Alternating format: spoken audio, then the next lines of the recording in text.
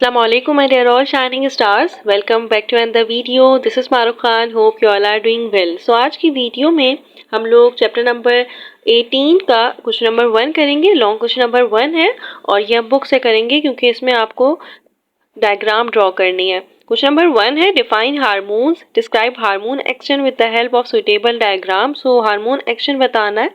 दो तरीके के हार्मोन्स होते हैं, एक होते हैं प्रोटीन और एक होते हैं स्टेरॉइड. स्टेरॉइड हार्मोन्स और non steroid hormones, like protein hormones को आप नॉन स्टेरॉइड हार्मोन्स भी कह सकते हैं और इसके हार्मोन एक्शन को आपको बताना है with the help of diagram. ये डायग्राम आपने ड्रॉ करनी है बट इससे पहले आपको हार्मोन्स की डेफिनेशन लिखनी है. सो हार्मोन एक ग्रीक वर्ड है और इसका ये मतलब होता है टू एक्साइट. ये क्या होता है कि कुछ ग्लैंड्स होते हैं हमारी बॉडी में, वो सिक्रीट करते हैं हार्मोन्स को और ये ट्रांसपोर्ट हो रहा होता है through the blood stream. Blood के जरिए ट्रांसपोर्ट हो रहा होता है और हर ग्लैंड के पास जा रहा होता है. बट रिस्पॉन्ड वही ग्लैंड करता है जिसके पास उस हार्मोन का रिसेप्टर प्रेजेंट होता है. हम ये कहते हैं कि हर एक टारगेट सेल होता है जो रिस्पॉन्ड करता है. वो टारगेट सेल के ऊपर कुछ रिसेप्टर्स प्रेजेंट होते हैं और वो रिसेप्टर्स के साथ हार्मोन जिस पे भी रिस्पॉन्ड करवाना होता है वो रिएक्ट करता है एंड देन फिर रिस्पॉन्स हो जाता है. सो दैट्स वाई हार्मोन्स में reach all parts of the body but only certain types of cells will respond. और उस सेल्स का नाम होता है टारगेट सेल्स. के उसका जो जो ग्लैंड्स ने जिन हार्मोन्स को सिक्रीट किया है उसका कोई ना कोई फंक्शन होगा और वो फंक्शन वही परफॉर्म करेगा जिसके पास उस हार्मोन का रिसेप्टर प्रेजेंट होगा. अगर किसी वजह से वो रिसेप्टर ख़राब हो जाता है, ख़त्म हो जाता है, तो वो रिस्पॉन्ड नहीं कर पाएगा और डिफिशिएंसी की वजह से डिजीज़ भी कॉज हो सकती हैं कुछ और ये भी हो सकता है कि डेथ भी हो सकती है. सो ये हार्मोन एक्शन होता है और ये स्टेरॉइड हार्मोन्स होते हैं और प्रोटीन हार्मोन्स होते हैं. प्रोटीन हार्मोन्स को नॉन स्टेरॉइड हार्मोन्स भी कहते हैं. अब आपको डायग्राम बनानी है तो याद रखिएगा कि डायग्राम में बनाने से पहले आपने क्या करना है, आपने हार्मोन्स की डेफिनेशन लिखनी है, प्रोटीन स्टेरॉइड हार्मोन एक्शन की हेडिंग डालनी है, देन फिर आपको प्रोटीन हार्मोन एक्शन की हेडिंग डालनी है. जैसे भी जो भी आप पहले बना रहे हैं वैसे पेपर में जब भी आएगा तो आपको कोई एक ही कहा जाएगा क्योंकि डायग्राम बनाना कोई इतना इजी नहीं है. आप इसकी प्रैक्टिस करिएगा, दोनों की एक ही आएगी इंशाल्लाह. सो क्या होता है कि आपको पता होगा सेल मेम्ब्रेन फॉस्फोलिपिड की बनी होती है और फॉस्फोलिपिड मतलब 50% कोलेस्ट्रॉल होता है उसमें. तो क्या होगा कि जो लिपिड हार्मोन एक्शन होता है ना, ये प्लाज्मा मेम्ब्रेन से ईजिली पेनिट्रेट कर जाते हैं. इनको कोई भी मुश्किल नहीं होती. लेकिन जैसे कि प्रोटीन है तो प्रोटीन और लिपिड का कोई मैच है ही नहीं, वो पेनिट्रेट नहीं कर सकता. तो दैट्स वाई इनके सेल मेम्ब्रेन के पास ही कुछ रिसेप्टर्स प्रेजेंट होते हैं. स्टेरॉइड हार्मोन एक्शन बहुत इजी होता है. ग्लैंड्स हैं वो सिक्रीट कर रहे हैं हार्मोन्स को विया ब्लड और वो ब्लड के जरिए टारगेट सेल तक पहुंचेगा. टारगेट सेल में उसने रिलीज कर दिया हार्मोन्स को. टारगेट सेल की ये प्लाज्मा मेम्ब्रेन दिखाई हुई है. प्लाज्मा मेम्ब्रेन फॉस्फोलिपिड से बनी होती है तो इसको कोई भी मुश्किल नहीं आएगी वहां से ट्रांसपोर्ट होने में. ये आएगा और ये जो रिसेप्टर्स हैं प्लाज्मा मेम्ब्रेन के अंदर साइटोप्लाज्म में, ये पूरा साइटोप्लाज्म है, ये प्लाज्मा मेम्ब्रेन है और इसके अंदर पूरा साइटोप्लाज्म भरा हुआ है और वहीं पर रिसेप्टर प्रेजेंट है. तो ये सिग्नल देगा, रिसेप्टर से ज्वाइंट हो जाएगा. यहाँ पे रिसेप्टर ज्वाइंट हो गया और इसको हम कहते हैं कि ये है हार्मोन रिसेप्टर कॉम्प्लेक्स. ये फॉर्मेशन हो गई कॉम्प्लेक्स की. देन अब क्या होगा, ये कॉम्प्लेक्स की फॉर्मेशन हो गई. अब ये जाएगा ब्रेन के पास. ब्रेन के पास न्यूक्लियस होता है और आपको पता होगा कि डीएनए और आरएनए कहाँ प्रेजेंट होता है. ब्रेन में प्रेजेंट होता है, न्यूक्लियस में प्रेजेंट होता है. तो ये न्यूक्लियस में प्रेजेंट हो गया, न्यूक्लियस में जाके क्या करेगा, डीएनए को इन्फ्लुएंस करेगा. जब डीएनए इन्फ्लुएंस होगा तो ऑब्वियसली आरएनए भी इन्फ्लुएंस होगा, चेंज होगा. आरएनए चेंज होगा तो प्रोटीन की सिंथेसिस हो जाएगी. सो यहाँ पे यही स्ट्रक्चर दिया हुआ है. सिग्नल रिसेप्टर्स हैं वो आगे जाके ज्वाइनिंग हो गई उनकी, वो फिर गए ब्रेन के पास, वहाँ पे डीएनए इन्फ्लुएंस हुआ as well as RNA influence हुआ. देन फिर क्या होगी, प्रोटीन की सिंथेसिस हो गई, सिंथेसिस ऑफ स्पेसिफिक प्रोटीन्स. ये न्यूक्लियस है, पूरा दिखाया हुआ है कि ये न्यूक्लियस है. तो ये होता है टारगेट सेल का काम. ये बहुत इजी होता है. ये मैं आपको बता रही हूँ कि स्टेरॉइड हार्मोन एक्शन बहुत इजी होता है. इसमें कोई और चीज़ की आपको ज़रूरत नहीं होती, कोई और एंजाइम की ज़रूरत नहीं होती. बस प्लाज्मा मेम्ब्रेन के पास गया, उनके पास कुछ रिसेप्टर्स होते हैं, वहाँ से ज्वाइन हुआ एंड देन रिसेप्टर्स के बाद उसने अपना काम करना शुरू कर दिया जिस पे भी रिस्पॉन्ड करना है. न्यूक्लियस की मतलब प्रोटीन की सिंथेसिस करनी है, न्यूक्लियस में पहुंचा, इन्फ्लुएंस किया, चेंज किया डीएनए को as well as RNA and then फिर प्रोटीन की सिंथेसिस हो गई. यहाँ पे ये दिखाया हुआ है, सिग्नल ट्रांसडक्शन हो गया, रिस्पॉन्स हो गया. बहुत इजी है. बट अब हम बात करते हैं प्रोटीन हार्मोन एक्शन की. ये भी इजी होता है बट ये थोड़ा सा कॉम्प्लेक्स होता है. ग्लैंड्स ने सिक्रीट कर दिया हार्मोन्स को, सही है, वो ब्लड में पहुंच गया। अब वो प्लाज्मा मेम्ब्रेन पे नहीं जा सकता, प्लाज्मा मेम्ब्रेन से क्रॉस नहीं कर सकता, क्योंकि प्लाज्मा मेम्ब्रेन तो लिपिड की बनी हुई है और ये खुद प्रोटीन है, तो क्या ये क्रॉस कर सकता है? नहीं, बिल्कुल नहीं कर सकता।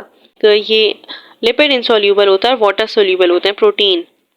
जो प्रोटीन हार्मोन्स होते हैं वो हाइपोथैलेमस के आप ले लें, पेनक्रियास के इंसुलिन, ग्लूकागॉन, एडिनोकॉर्टिकोट्रोपिक हार्मोन, ये सारे क्या है? ये प्रोटीन हार्मोन्स हैं। हाइपोथैलेमस के, पिट्यूटरी के, ये सब के सब होते हैं हार्मोन्स प्रोटीन। और आप ये भी कह सकते हैं glucagon, epinephrine, nor epinephrine, calcitonin और पैराथायरॉइड हार्मोन जैसे कि ऑक्सीटोसिन और एंडोडर्टिक हार्मोन, वैसोप्रेसिन होता है हाइपोथैलेमस का। तो सब के सब प्रोटीनिशियस इन नेचर होते हैं, प्रोटीन हार्मोन्स होते हैं।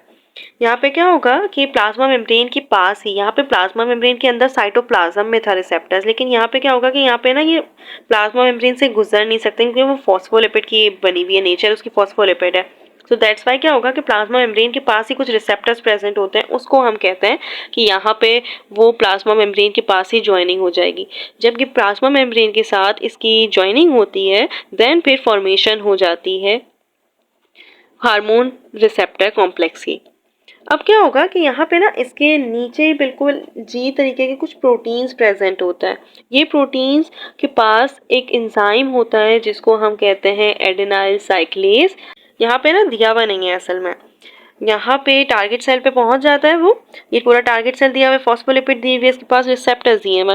अब यहाँ पे रिसेप्टर्स के पास एडेनाइल साइक्लेज एक एंजाइम होता है जो एटीपी को तोड़ता है, ब्रेक करता है in the form of CAMP और फॉस्फेट ग्रुप दे देते हैं। जैसे आपको पता है ना कि एडिनोन ट्राइफॉस्फेट होता है। ट्राइफॉस्फेट का मतलब है कि 2 फॉस्फेट ग्रुप अलग हो जाएंगे और एक फॉस्फेट ग्रुप अलग हो जाएगा। उसकी वजह से जो ये CAMP है ना, ये सेकंड मैसेंजर के तौर पे काम करता है। यही है जो आगे जाके रिस्पॉन्ड को जनरेट करवा रहा होता है। लाइक ये सेकंड मैसेंजर है जो प्रोटीन की सिंथेसिस वगैरह करवा रहा होता है, एक्शन को रिस्पॉन्ड करवा रहा होता है।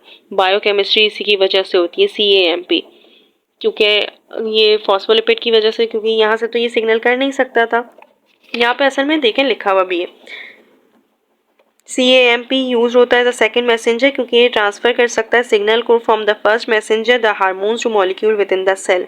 सो यही है जो कॉज करता है टारगेट सेल को कि वो रिएक्ट कर सके in the number of different ways. Involve करता है induction of protein synthesis, the activation और इनएक्टिवेशन ऑफ एंजाइम, इसी की वजह से हो रही होती है। Uh changes in cell membrane permeability, changing rates of mitosis and cell development, ये सब इसी की वजह से हो रही होती है, क्योंकि ये एक्ट करता है as a second messenger.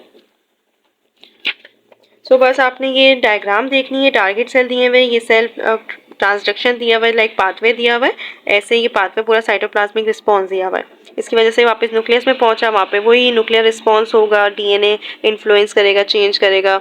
Like हमारे क्रोमोसोम्स होते हैं ना, तो उनकी चेंजिंग करेगा और देन फिर RNA भी चेंज हो जाएंगे, इन्फ्लुएंस हो जाएंगे, उसकी वजह से प्रोटीन सिंथेसिस हो जाएगी। सो ये रिस्पॉन्ड होता है प्रोटीन और स्टेरॉइड हार्मोन एक्शन का। ये आपको डायग्राम ऐसे ही बनानी होती है।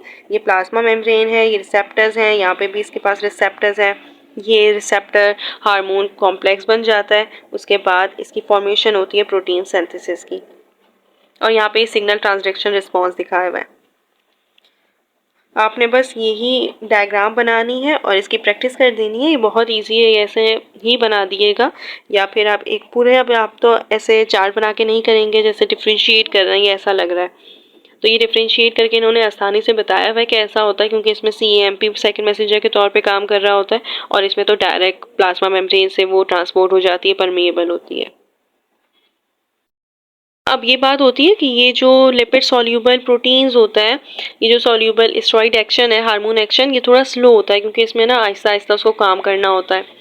और लेकिन इसका लॉन्ग लास्टिंग इफेक्ट होता है, क्योंकि ब्रेन तक पहुंचता है, फिर उसमें DNA और RNA को इन्फ्लुएंस करता है। जबकि जो प्रोटीन हार्मोन एक्शन है ना, ये फास्ट होता है, जल्दी जल्दी हो सकता है, क्योंकि इसमें एंजाइम साइक्लेज प्रेजेंट होता है। और ये आपको पता ही है कि एंजाइम हमेशा क्या करता है, एंजाइम एक्टिवेशन एनर्जी को कम कर देता है और उसकी वजह से जो हो रहा होता है, लाइक जो हमारा रिएक्शन हो रहा होता है, वो तेजी से होता है।